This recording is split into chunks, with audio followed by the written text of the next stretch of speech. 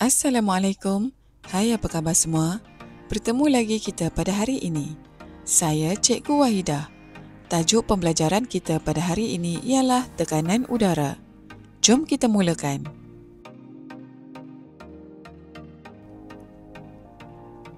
Perhatikan situasi ini. Bagaimanakah belon boleh menjadi begitu besar?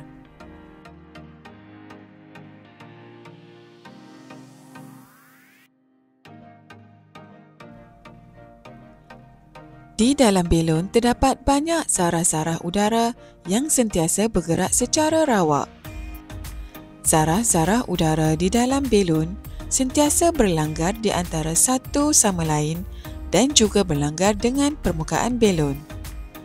Apabila zarah-zarah udara berlanggar dengan permukaan belon, suatu daya akan dikenakan ke atas permukaan belon dan menghasilkan tekanan udara.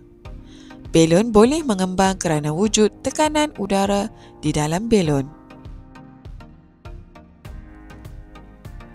Tekanan udara terhasil oleh daya yang bertindak ke atas permukaan sesuatu objek akibat daripada perlanggaran zarah-zarah udara. Lihat situasi ini pula. Bagaimanakah air minuman di dalam gelas dapat disedut ke dalam mulut kita?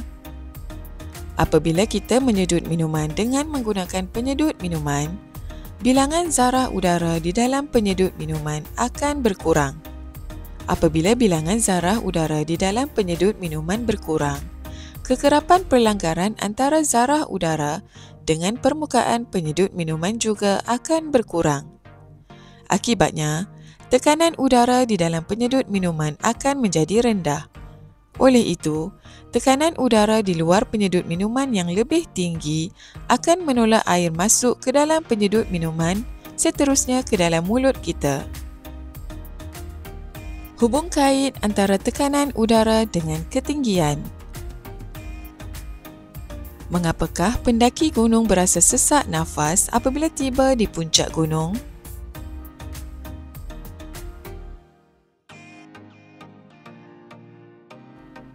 Hal ini kerana bilangan zarah udara adalah sedikit di puncak gunung, manakala bilangan zarah udara adalah banyak di aras laut. Bumi kita dikelilingi oleh satu lapisan udara yang dikenali sebagai atmosfera. Semakin bertambah ketinggian suatu tempat dari aras laut, semakin berkurang bilangan zarah udara. Oleh itu, perlanggaran antara zarah-zarah udara juga semakin berkurangan, lalu menyebabkan tekanan udara juga semakin rendah. Perhatikan kesan botol plastik kosong yang ditutup ketat semasa di puncak gunung sehingga tiba di kaki gunung dalam gambar di bawah.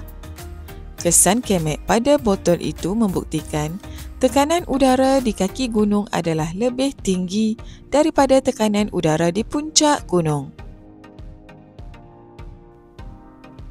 Pengetahuan tentang tekanan udara adalah penting untuk menyelesaikan pelbagai masalah dalam kehidupan harian kita.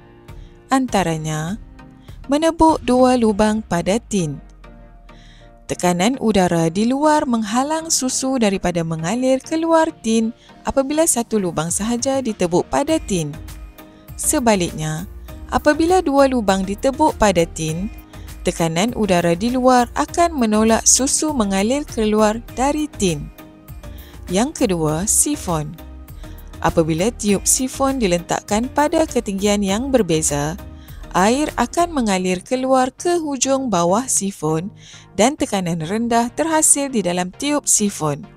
Tekanan udara di luar yang lebih tinggi akan menolak air ke dalam tiup sifon. Yang ketiga, picagari.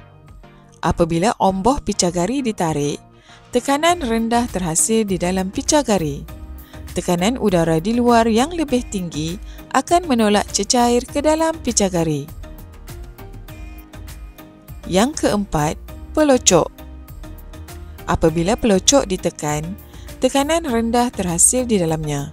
Apabila pelocok ditarik, tekanan yang lebih tinggi di dalam saluran paip akan menolak kotoran yang tersumbat.